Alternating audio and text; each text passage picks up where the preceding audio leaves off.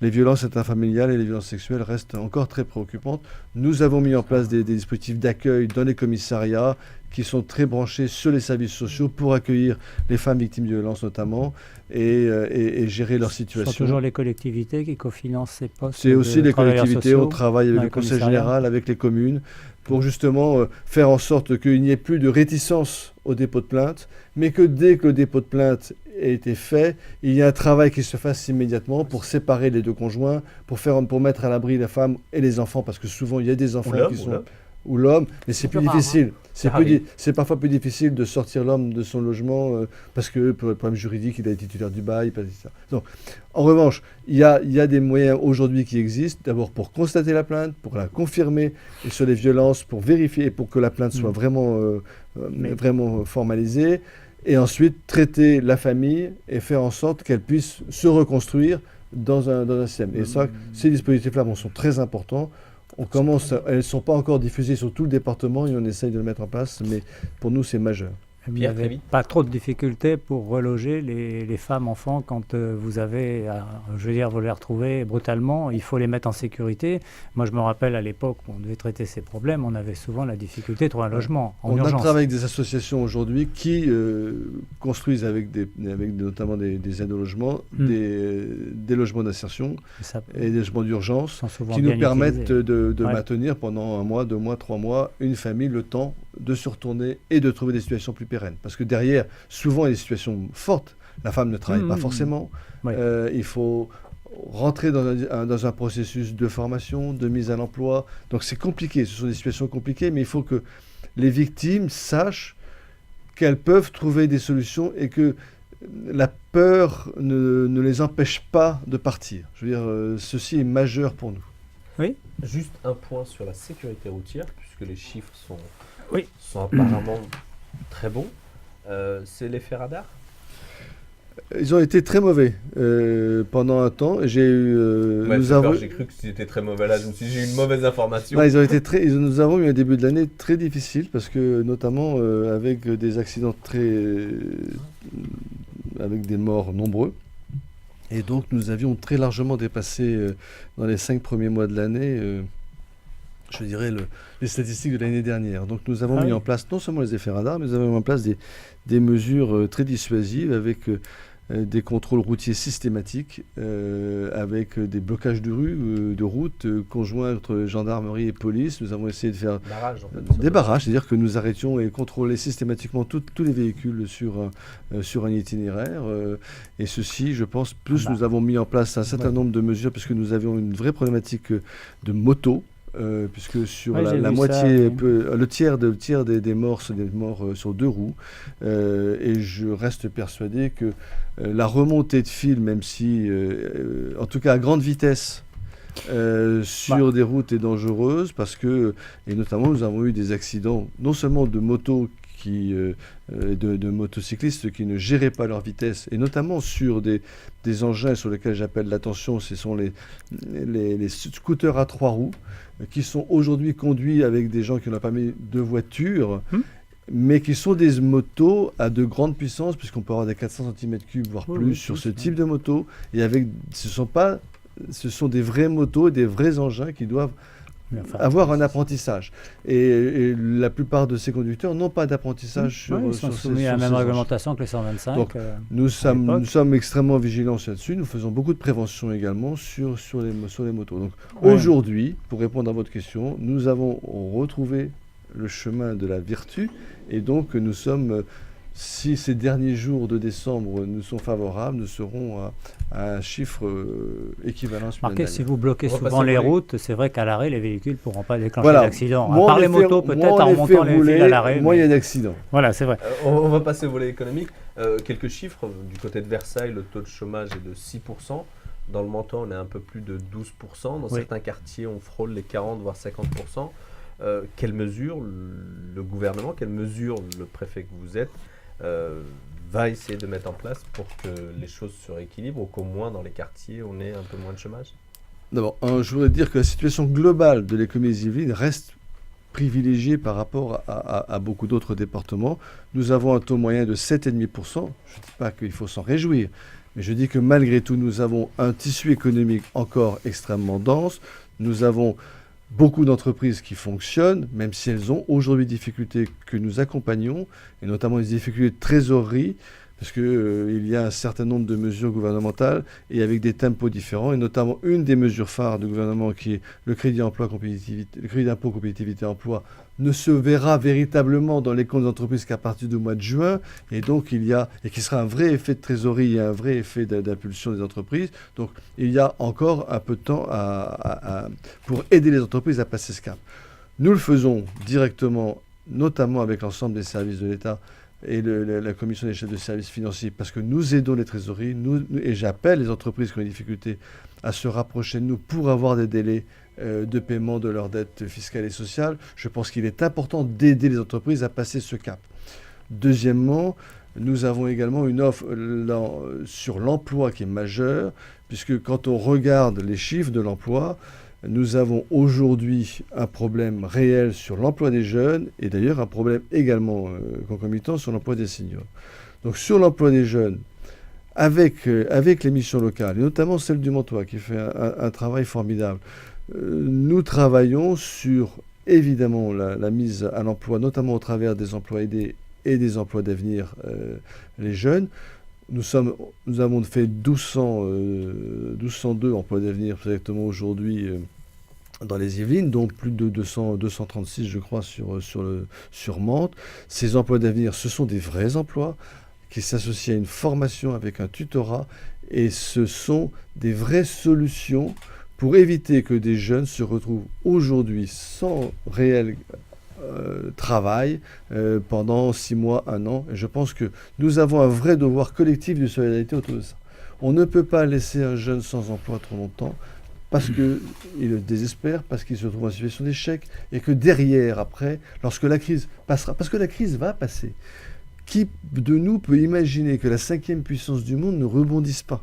Qui de nous peut imaginer que la France, avec ses talents, ses capacités de recherche, ses capacités d'innovation, ne rebondisse pas ? Elle va rebondir, et que derrière, il faudra que les jeunes qui sont aujourd'hui sans situation de travail soient mis en situation de travail et puissent trouver un emploi derrière, soit dans la structure qui les emploie en emploi d'avenir, soit dans une autre à court terme. Mais en tout cas, la formation, le savoir-être, le savoir-faire, tout ça doit se mettre en place. Par ailleurs, nous avons sur les seniors, bien que la mesure aujourd'hui n'a pas pris tout son développement, nous travaillons sur les contrats de génération en faisant en sorte que nous essayons de coupler le maintien d'un senior en poste avec l'arrivée d'un jeune en transfert de compétences.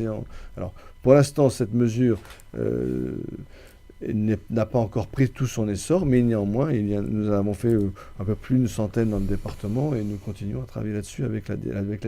Alors, vous l'avez dit, pour qu'il y ait des salariés, il faut des employeurs. Un certain nombre d'employeurs aujourd'hui dans le département, et notamment dans la vallée de la Seine, sont à l'agonie. Quelles actions vous menez pour les soulager, entre guillemets ? Ne dramatisons pas. Je veux dire qu'il y a un certain nombre d'entreprises qui ont des difficultés. Il y a d'abord les plans de sauvegarde de l'emploi sont pour certaines, nous avons 45 plans de sauvegarde de l'emploi dans le département, ce qui est significatif, mais pas considérable. Et heureusement, beaucoup d'entreprises continuent de fonctionner et continuent de bien fonctionner. Moi, je suis toujours optimiste quand je vais voir, et ça vous arrive sûrement, M. Cardot va aussi voir les commerçants, les artisans, un certain nombre d'entreprises, de petites entreprises. On voit des entreprises avec des chefs d'entreprise qui ont véritablement la foi, qui ont des projets, qui ont envie de travailler, qui embauchent, qui embauchent des apprentis et qui continuent à porter leur entreprise d'une manière exemplaire. Et heureusement, c'est ça qui fait notre force. Nous avons un tissu de petites et moyennes entreprises qui sont dirigées par des gens qui ont envie. Alors, qu'ils connaissent des difficultés aujourd'hui. Et ce que je vous disais, on les accompagne dans ces difficultés, on essaye de les accompagner en difficulté de trésorerie, on essaye de leur donner ce que l'État peut donner, ce que les collectivités peuvent donner. Donc, mais à condition que nous ayons un dialogue très ouvert avec ces chefs d'entreprise, ce qui est le cas. Nous allons, je vais très régulièrement voir l'entreprise, je vais voir les chambres de commerce, je vais voir les chambres des métiers, je vais voir y compris les agriculteurs qui sont aussi des chefs d'entreprise. Donc voilà, nous avons un vrai tissu. Et cette crise qui existe, ne nous frappe moins. Alors c'est vrai que dans le Mantois, nous avons quelques entreprises en difficulté. Nous essayons de leur trouver des solutions, y compris avec le ministère du Redressement productif, pour certaines d'entre elles que je ne citerai pas ici, mais qui connaissent de difficultés réelles. L'automobile, par exemple. L'automobile, il y a eu là aussi une convention. On est à la Seine, et l'automobile est extrêmement présente, notamment pour PSA et Renault. Nous avons eu la chance de préserver à la fois Flins et Poissy. Nous avons, il y a un contrat de compétitivité qui a été passé sur Flins qui nous donne des perspectives de production encore pour les années qui viennent, et sur Poissy également. Donc on voit bien quelque part, et derrière tous les sous-traitants travaillent avec ces entreprises. Donc la vallée de la Seine, même si elle connaît quelques entreprises en difficulté, a aussi des atouts, et ces atouts, il faut les faire valoir. Donc nous accompagnons d'ailleurs, que ce soit la CAMI, que ce soit l'ensemble des collectivités, les communautés de communes, accompagnent ces entreprises parce qu'elles sont le cœur de leur vie et qu'il faut les soutenir. Oui. Accompagner les entreprises, c'est aussi prévoir les infrastructures, etc. C'est un engagement qu'avait pris l'État il y a quelques années en créant l'opération d'intérêt national sur la vallée de Seine. Est-ce que vous ressentez vraiment de la part de l'État cette volonté de soutenir cette procédure qui était quand même exceptionnelle, qui effectivement permet d'envisager un développement futur intéressant quand en fait on a quand même le Grand Paris qui a l'air d'être, je dirais, non pas une obsession, mais quelque chose qui préoccupe énormément le gouvernement et l'État, et d'autre part l'axe Seine, mais l'axe Seine qui part du Havre, je dirais même la Basse-Normandie, pour arriver à Paris, mais on a l'impression parfois qu'il saute un peu le secteur. Très rapidement, parce que je vois que vous nous faites signe, je veux simplement dire que dans cette affaire, le gouvernement prend ses responsabilités. Le Grand Paris Express est une organisation qui va prendre en compte, pour le département des Yvelines, des investissements majeurs. EOL va se réaliser d'ici 2020. Oui. C'est des investissements majeurs. EOL, oui. La LNPN, la nouvelle ligne nationale Paris-Mantes, Paris-Normandie, oui. C'est aussi, notamment sur son premier tronçon, elle a eu chaud, celle-là. Mantes. Elle a eu chaud, mais elle existe. Heureusement elle est là. Le président de la commission Duron s'appelait Duron. Là, elle est dans la commission mobile. Par ailleurs, il y a la ligne 18, oui. Qui va relier le plateau de Massy-Saclay oui. jusqu'à Versailles. C'est aussi la tangentielle ouest. Ils sont bien gâtés, c'est vrai. La tangentielle ouest est aussi un équipement que le Conseil général a essayé mais qui existe. Par ailleurs, nous voyons bien que la mobilité dans l'OIN, où il y avait 3 pieds, oui. Logement, développement économique, mobilité, sans doute le logement a pris un peu d'avance. Il faut qu'on travaille plus sur le développement économique et plus sur la mobilité. On a laissé et donc les élus vont prendre des initiatives, c'est vrai. Une dernière question, Monsieur le Préfet. Il y a quelques semaines, les coiffeurs du centre sur la dalle de Mantes-la-Jolie avaient reçu une lettre de vos services leur disant qu'ils devaient fermer le dimanche. Or, c'est, je crois, 30% de leur chiffre d'affaires le dimanche. Où en est-on ? C'est pas du travail à la perruque le dimanche pourtant. D'abord, il faut savoir qu'il y a une réglementation sur le travail du dimanche et le gouvernement, là aussi, a remis sur la table ce dossier. Le deuxième point, c'est qu'il faut prendre en compte le passé. Et ce passé, c'est un arrêté 1936. Il ne faut pas perdre la mémoire. Les gens qui perdent la mémoire et qui oublient leur histoire se condamnent à l'avoir. Vous avez raison. Une société laïque ne doit jamais oublier le travail dominical.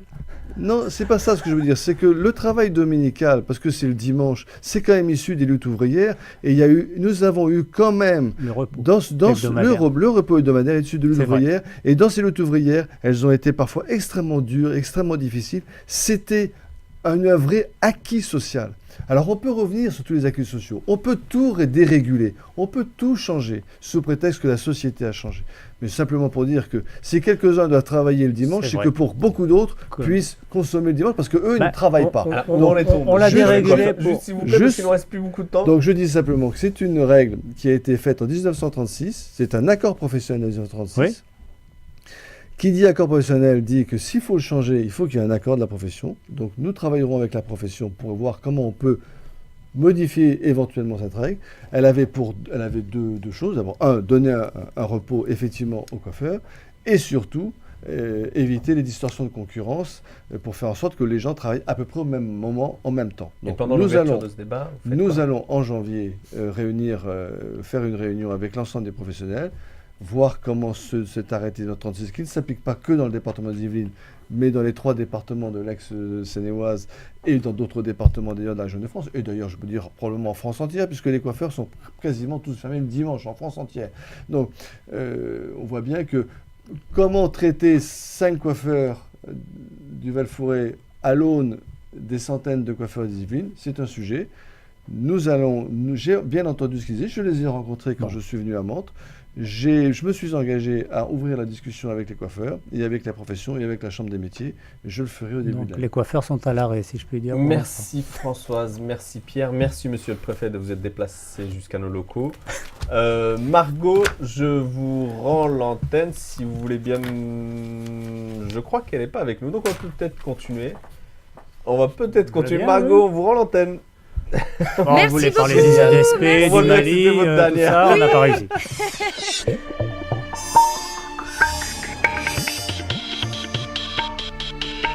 Face à elle, votre rendez-vous actualité du vendredi sur LFM.